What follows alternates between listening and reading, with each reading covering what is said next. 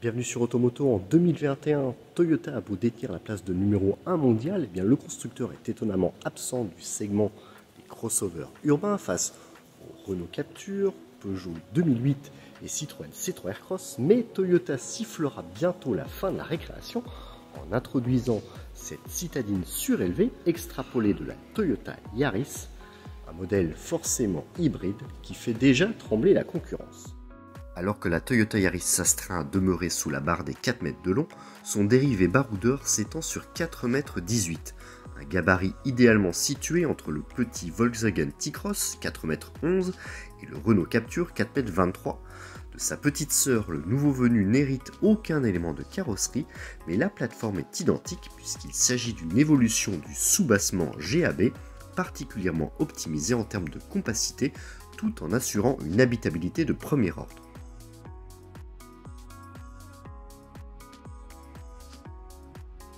En conséquence, cette Yaris Cross n'excelle pas vraiment en termes d'habitabilité aux places arrière.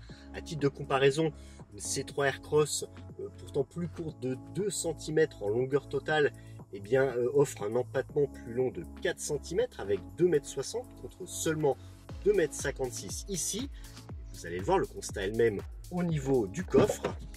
Avec seulement 397 litres, c'est l'un des plus faibles du segment, une capacité qu'il n'est pas possible d'augmenter en l'absence de banquettes coulissantes dont disposent par exemple les C3 Aircross et Renault Captur. La seule source de satisfaction de ce compartiment à bagages vient du plancher de coffre dont la hauteur est réglable en deux parties.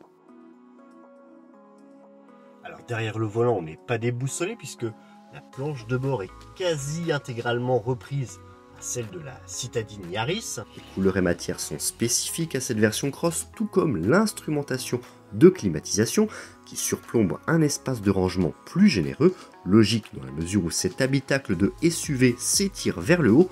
En conséquence, les assises se surélèvent de quelques centimètres et l'on devine derrière le volant un combiné étonnamment différent de celui de la Yaris classique qui marque un retour en arrière en revenant à des indicateurs analogiques de part et d'autre de la dalle centrale numérique. Enfin, côté finition, le grain de certains plastiques fait grise mine loin des standards européens, même si l'ensemble de l'habitacle paraît robuste. Sous sa robe, la Toyota Yaris Cross reprend à son compte le système hybride de 4e génération inauguré l'an dernier par la Yaris 4. Il s'agit d'un 1500 essence épaulé par un bloc électrique qui lui permet de cumuler 116 chevaux. Ce groupe motopropulseur non rechargeable a la particularité d'être coupé à une transmission intégrale en option, et ce via l'apport d'une motorisation électrique supplémentaire sur l'essieu arrière qui n'augmente pas la puissance moteur. Cette version 4x4 rejette 5 g de CO2 supplémentaires par kilomètre comparé à la simple traction dont la valeur s'établit à 102 g. Alors sur son chemin, cette Yaris Cross ne trouvera pas vraiment de rival direct, exception faite du Renault Captur e-Tech hybride qui fait tout de même 145 chevaux, ce qui ne nous empêchera pas sur Automoto de les comparer très prochainement. La commercialisation de la Yaris Cross interviendra en septembre prochain, mais la prise de commande débutera dans le courant du mois d'avril. Toyota vient de lever le voile sur une version plus baroudeuse nommée Cross Aventure qui se distingue par des boucliers et des jantes spécifiques ainsi que par l'arrivée de barres de toit.